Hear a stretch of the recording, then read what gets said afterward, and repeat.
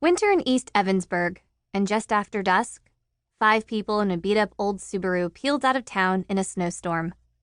Snow and road salt flew up from their tires as they got on the highway heading north. The 5 were nearly the only people on the road. A major winter storm is blanketing parts of northern Vermont with 8 inches overnight, said the radio, crackling. Be advised that the roads are dangerous. The Subaru kept going. In front were 2 adults. In the back were 3 kids. Coco Zintner sat in the middle of the back seat because she was the smallest. She was short and skinny, her eyes blue, her hair, Coco's favorite thing about herself, an odd pinkish blonde. Coco peered nervously through the windshield. The road looked slippery. They were going to spend the next 3 hours driving on it. Awesome, said the girl to Coco's left. Her name was Olivia Adler.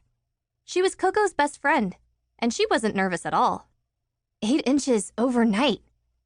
She pressed her nose to the car window. She had big dark eyes and the kind of corkscrewing curls that couldn't ever be brushed, because they'd frizz. She stared out at the snowstorm with delight. We're going to have so much fun tomorrow. Coco's other best friend, the boy on Coco's right, grinned back at Ollie.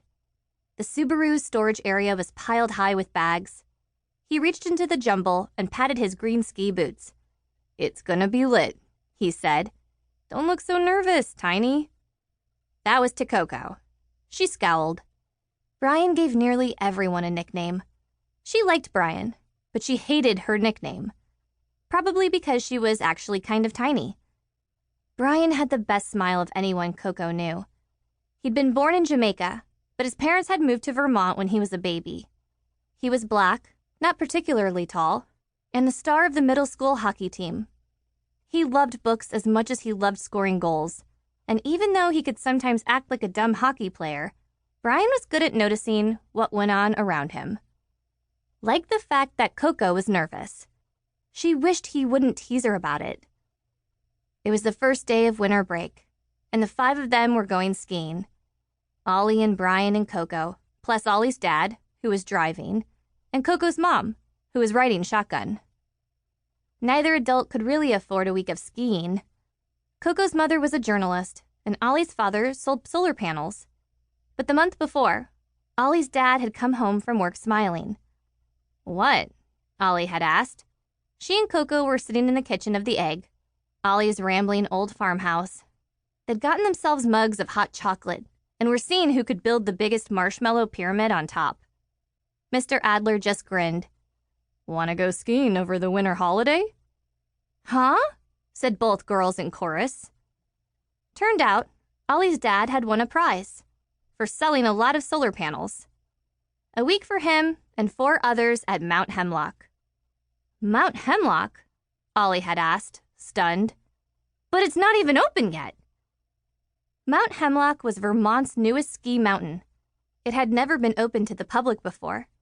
Some school had owned it, but now it had new owners who were turning the mountain into a winter getaway. Yup, said Mr. Adler happily.